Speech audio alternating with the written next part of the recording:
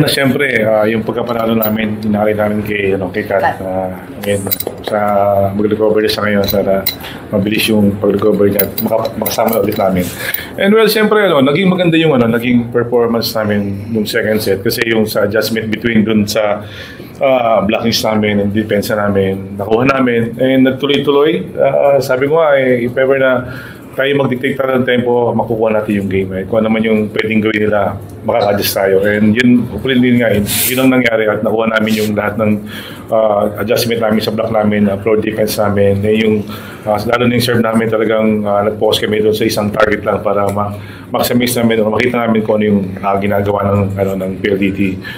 Yun, nakita namin and naka-adjust kami and nakuha namin yung game.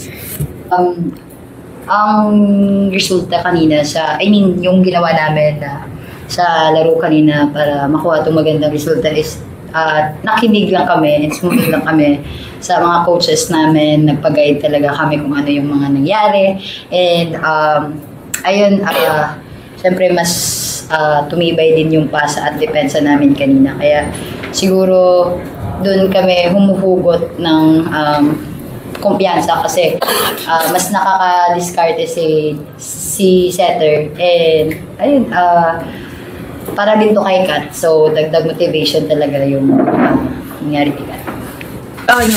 Yung ngayong araw na nilaro ko is parang inaalay ko talaga siya kay Kat kasi isa rin siya talaga sa inspirasyon ko ngayong araw kasi parang hindi niya deserve kung ano man yung nangyari sa kanya sobrang sipag niya, sobrang bait niya. So, pumunta ako dito, syempre mindset namin talaga is manalo and susunod lang din kami sa sistema ni coach and